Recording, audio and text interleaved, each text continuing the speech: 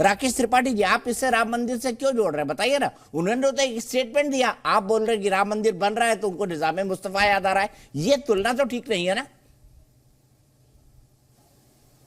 देखिए दीपक जी, रामराज की बात तो उन्होंने अपने मुंह से कही है, और ये कांग्रेसियों को आज रामराज क्यों याद आ रहा है, क्योंकि 500 वर्षों के संघर्ष के बाद आज अयोध्या में भव्य दिव्य राम मंदिर की एक शक्ल दिखती हुई दिखाई पड़ रही है। भव्य अयोध्या बनती हुई दिखाई दे रही है, नव्य अयोध्या बनती हुई दिखाई दे रही है। और इसी अयोध्या को, जिस पर तमाम प्रकार के विवाद उत्पन्न करने का काम और हमेशा इस पूरे प्रकरण को लिंगर ऑन करने का काम कांग्रेस पार्टी ने किया है, आज वही कांग्रेस पार्टी बार बार यान येन केन प्रकारेण राम के और रामराज की बात करने का काम कर रही है। इसलिए मैं कह रहा हूं कि जैसे जैसे प्रभु राम का मंदिर बनता जा रहा है, वैसे वैसे ही रामराज इनकी जुबान पर चढ़ता जा रहा है। लेकिन सलमान खुर्शीद पहले भी बाबरी के जो विवादित ढांचा था, उस ढांचे के गिराए जाने को बाबरी की शहादत कहते रहे हैं और कांग्रेस के लिए धब्बा बताते रहे हैं। कई बार सलमान खुर्शीद ने इस बात को लेकर के पीड़ा व्यक्त की है। वो बार बार कोशिश करते हैं कि कैसे हिंदुओं के सेंटिमेंट्स को ठेस पहुंचाई जा सके, कैसे मजहबी तुष्टीकरण किया जा सके। और इसी क्रम में जब सलमान खुर्शीद ये कहते हैं कि रामराज और निजामे मुस्तफा एक तरह का है, तो यह स्पष्ट हो जाता है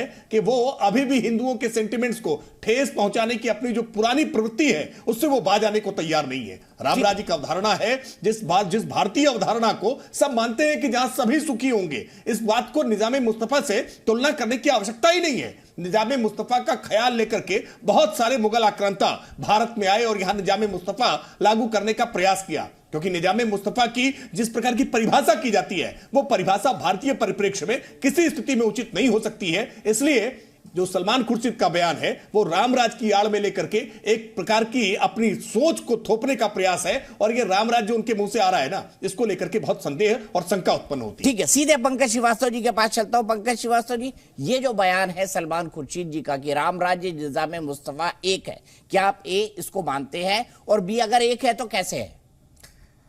शुक्रिया दीपक जी। पहले तो मैं बहुत अदब से ये बात कहना चाहूंगा कि अभी जो हमारे भारतीय जनता पार्टी के प्रवक्ता महोदय ने कहा है कि राम मंदिर आकार ले रहा है इसलिए राम राज्य की बात हो रही है, मैं उनको बता दूं कि महात्मा गांधी पूरे स्वतंत्रता आंदोलन में लगातार राम राज्य की बात करते रहे। और राम राज्य का मतलब इस देश की जनता में एक ऐसे राज्य की कल्पना है जिसमें दैविक भौतिक तापा राम राज काहू नहीं व्यापा, यानी जहां किसी को किसी तरह का न दैहिक तकलीफ होगी, न दैविक तकलीफ होगी और न भौतिक तकलीफ होगी। वो एक आदर्श कल्पना है। उसका संबंध आज जिस तरह से लोग कह देते हैं कि योगी सरकार में राम राज्य आ गया, जहां पर कितने लोग ऑक्सीजन के बिना मर गए, जहां पर बेरोजगारी इंतहा है, जहां पर सबसे ज्यादा 3 गरीब प्रदेशों में उत्तर प्रदेश का शुमार है, हर तरह की तकलीफ जहां पर है, वो राम राज्य नहीं है। राम राज्य एक अवधारणा है और उस अवधारणा को अगर आप स्वतंत्रता आंदोलन, हालांकि भारतीय जनता पार्टी का हमारे देश की आजादी की लड़ाई से कोई लेना देना नहीं था, वो अंग्रेजों के साथ खड़े हुए थे, इसलिए शायद उन्होंने इतिहास किताबें नहीं पढ़ी हैं, नहीं तो गांधी जी राम राज्य की ही बात करते थे। ठीक है, और रोज सर सुन लीजिए, पूरी बात सुन लीजिए। और रोज वो जो अपनी सर्वधर्म प्रार्थनाएं कहते थे, उसमें ये बात कहते थे कि सभी धर्म ये बात कहते हैं कि एक ही सत्य है जिसकी ओर सबको जाना है। तो कुछ लोग ये मानते हैं कि साहब निजामे मुस्तफा भी एक ऐसी आदर्श अवधारणा है जो दुनिया में कहीं है नहीं, जिसमें किसी तरह की किसी के साथ अन्याय और तकलीफ नहीं होगी। इस संदर्भ में उन्होंने एक बात कही, उसको आप लिटरल ढंग से इस तरह से पढ़ेंगे तो मुझे लगता है कि ये उनके साथ भी अन्याय है और शायद ये आपकी अपनी जो वैचारिक समस्या है उसका भी द्योतक है। सर मुझे कोई समस्या नहीं, आपकी बात नहीं कर रहा हूं मैं, भारतीय जनता पार्टी के हमारे जो साथी कह रहे हैं कि राम राज्य अभी शुरू हुआ है, बीजेपी कह दीजिए, ज्यादा साफ होगा। आपके लिए नहीं कह रहा, मेरा काम है मुद्दों पर सवाल उठाना जो मैंने आपके सामने उठाया है। सीधे मैं चलता हूं देवकी नंदन जी के साथ। आपने ये नहीं कहा कि क्या ये तुलना हो सकती है, पंकज जी इसका भी एक लाइन में जवाब दे दीजिए। बिल्कुल, मैं कह रहा हूं कि दुनिया में किसी बात को रखने के 1000 तरीके हैं। कुछ लोग ये मानते हैं कि राम राज्य में किसी तरह का अन्याय नहीं होता है, कुछ लोग मानते हैं कि ऐसा ही निजामे मुस्तफा में होता है। तो उन्होंने कहा कि भाई दोनों में कोई फर्क नहीं, दोनों एक ऐसे आदर्श की बात करते हैं जिसमें किसी तरह की पीड़ा किसी को नहीं होगी, सब लोग सुखी होंगे। इस आधार पर उन्होंने एक तुलना की है, उसको इस तरह से कहना यह तो अजीब स्थिति। ठीक है, देवकी नंदन ठाकुर जी, पंकज जी की बात से सहमत है? पहला सवाल ये, और क्या राम राज्य और निजामे मुस्तफा दोनों एक है? देखिए, मैं निजामे मुस्तफा के विषय में कुछ जानता नहीं दीपक जी। सबसे पहले तो आपको और आपके व्यूअर्स को मेरा प्यार भरा राधे राधे, और जितने भी पैनल्स यहाँ पर बैठे हैं उन सभी को राधे राधे। और मैं आपको एक चीज बड़े स्पष्ट शब्दों में बता देना चाहता हूं, राम राज्य की बराबरी किसी भी व्यक्ति या व्यक्ति के साम्राज्य से नहीं की जा सकती। राम जैसा चरित्र किसी का हो नहीं सकता, राम जैसा आदर्श किसी का नहीं हो सकता। इसीलिए त्रेता युग से लेकर आज तक अगर किसी की कल्पना की जाती है तो कोई भी अगर बढ़िया राजा हो या जिसके विषय में हम देखना चाहते हैं कि ऐसा हमारा राजा होना चाहिए, तो वो भगवान श्री राम के विषय में ही चर्चा की जाती है। तब से लेके त्रेता युग से लेके आज तक राम जैसा कोई हुआ नहीं है, और हम तो कहेंगे भूतो न भविष्यति, ऐसा कोई हो नहीं सकता। लेकिन जितना भी हमने अन्य लोगों के विषय में समझा है, वो सभी अपना धर्म बढ़ाना चाहते, अपना राज्य बढ़ाना चाहते, अपना जो है पृथ्वी का और जितना साम्राज्य को बढ़ा सके। भगवान श्री राम ने कभी भी, जैसे हम लोग चीन का ही नाम ले लें, चीन क्या कर रहा है? विस्तारवादी है। हम लोग दूसरे की जमीन को हड़पना चाहते हैं, ये लोग जमीन चीन वाले।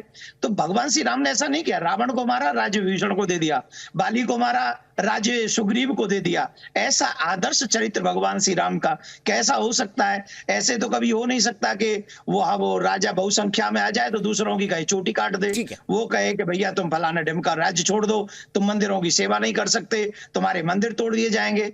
तो ऐसे लोगों की अगर हम बराबरी उदाहरण अगर देंगे भगवान श्री राम से, तो मेरे विचार से गलत है। वो लोग अपनी जगह पे हो सकते हैं, पर भगवान राम जैसा कोई हो नहीं सकता, ये मैं दावे के साथ कहता हूं। ठीक है, आपने बताया। मैं अपने दर्शकों को बता दूं कि अगर आप समझना चाहते हैं कि राम राज्य और निजाम मुस्तफा हम बात क्यों कर रहे हैं, तो राम राज्य क्या है वर्सेस निजाम मुस्तफा क्या है, नीचे ग्राफिक दिख रहे हैं, मैं आपको अपने दर्शकों के लिए पढ़ देता हूं। राम राज्य समानता पर आधारित है। निजाम मुस्तफा कहता है कि एक ही मजहब का शासन हो, एक ही मजहब के लोग हों। राम राज्य में धार्मिक कानून नहीं है। निजाम मुस्तफा कहता है कि सिर्फ शरिया माना जाएगा। राम राज्य में लैंगिक भेदभाव नहीं है। लेकिन निजाम मुस्तफा क्या कहता है? महिला और पुरुष के अधिकार अलग अलग है। राम राज्य क्या है? नैतिकता से प्रेरित है, लेकिन समानता पर आधारित है। लेकिन इसमें निजाम मुस्तफा में मुस्तफा यानी प्रोफेट मोहम्मद का जो गॉड हैं, अल्लाह हैं, उनका शासन हो, और उसके अंदर निजाम मुस्तफा तभी हो सकता है जब शरिया कानून लागू हो। 1977 में तहरीक निजाम मुस्तफा वहां पर चलाई गई, लेकिन जुल्फकार अली भुट्टो चुनाव जीते। जब 1978 में जियाउल हक आ गए तो उन्होंने कहा कि मैं निजाम मुस्तफा स्थापित कर रहा हूं और इस्लाम से जुड़े हुए लोगों का जो प्रेसिडेंस है वो आगे दिया जाएगा। ये ग्राफिक के अंदर चल रहा है। अब मैं आपसे सबसे पहले फरहान साहब आपके पास आता हूं, क्या निजाम मुस्तफा और क्या राम राज्य एक है दोनों? दीपक जी बहुत बहुत धन्यवाद आपको। देखिए हमारा देश जो है, और क्या आप सलमान जी के बयान से सहमत है? देखिए मैं अपनी बात कह रहा हूं क्योंकि मैं कांग्रेस का प्रवक्ता नहीं हूं। नहीं, आप AIMIM के हैं, तो मैं सिर्फ सवाल पूछ रहा हूं कि क्या आप सलमान साहब के बयान से सहमत है? नहीं, बिल्कुल सहमत नहीं है उनके बयान। देखिए ऐसा है कि दीपक जी, राम राज्य की कल्पना करना भी अब मूर्खता पूर्वक वाली बात होगी, क्योंकि राम त्रेता में थे और त्रेता में राम राज्य था। आज कलयुग है, आज यहाँ पर अधर्मियों का राज है। जब 14 साल की बेटी से लेके 4 साल की बेटी का बलात्कार हो जाता है तो वहां पर राम राज्य की कल्पना करना ही परे है। आज जिस तरीके से क्या नाम है, अधर्मी आतंकी लोगों को मार रहे हैं, काट रहे हैं और बहन बेटियों की इज्जत लूट ले रहे हैं सरे बाजार, तो वहां पर राम की कल्पना करना भी चंद्रबरदाई के सपने जैसा ही हो सकता है। दूसरी बात मैं कहना चाहता हूं कि राम मर्यादा पुरुषोत्तम जो राम थे वो वनवासी थे, वो सन्यासी नहीं थे। मगर अंतर देखिए कि आज अपने भारतवर्ष में उत्तर प्रदेश ही ले लीजिए, यहां पर सन्यासी विराजमान है राजगद्दी पर, वनवासी नहीं विराजमान है राजगद्दी पर। और राम को आदर्श मानने वाले तो 14 वर्ष का पहले सन्यास काट के आए, तब मैं उन्हें पक्का राम भक्त मानूंगा, क्योंकि राम ने 14 वर्ष का वनवास काटा। अगर लोग राम को अपना आदर्श मानते हैं और राम को अपना सब कुछ मानते हैं तो पहले जाएं 14 वर्ष का वनवास काट के आए, फिर उसके बाद राम भक्त कहलाएं।